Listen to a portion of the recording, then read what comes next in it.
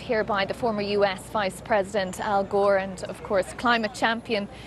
We see here today this Climate Ambition Summit, and we've also seen in recent times the raw impact of climate change, wildfires, flooding, droughts, heat waves. Yeah. Why is it proving so difficult for countries to stick to their targets, to stick to their pledges? Well, first of all, you're quite right, and I think almost everyone agrees that this summer has seen the climate crisis go to an entirely new level of seriousness, and the warnings of the scientists were correct, and we should pay more attention to what they're warning will happen now if we don't start cutting this heat-trapping pollution. Why has it been so difficult for some countries to do it? First of all, there has been a lot of progress, but the fossil fuel industry has turned out to be way better at capturing politicians than at capturing emissions. And they have fought tooth and nail against any and every measure to try to cut back on the burning of fossil fuels. The climate crisis is a fossil fuel crisis. And there are many politicians that are just are so in tune with the fossil fuel polluters that they do whatever they want, whatever the polluters ask them to do.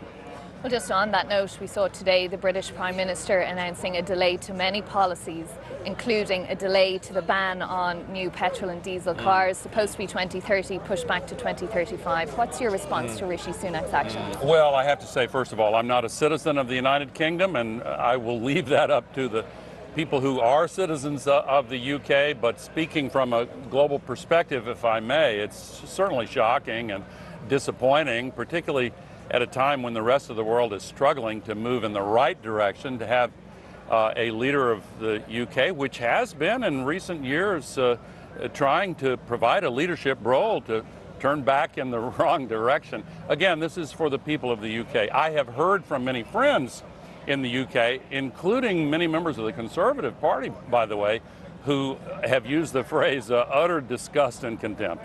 And young people who feel really strongly about this. Some have said they feel like they were stabbed in the back. But this is for the UK to sort out, and I'm going to stay out of the political situation there.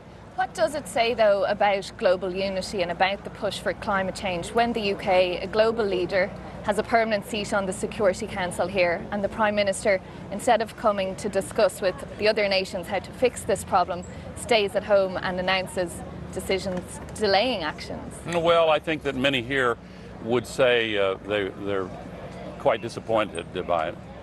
Does it send a message to other nations, though, who perhaps look to the UK for leadership? Have in the past, and at times in the past, the UK has been one of the impressive leaders on climate.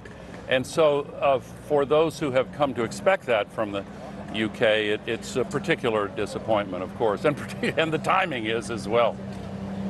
The opposite of that, I suppose, is the address that we saw from the US President here, Joe Biden, yesterday. He gave quite an impassioned plea around climate change and around the Sustainable Development Goals as well.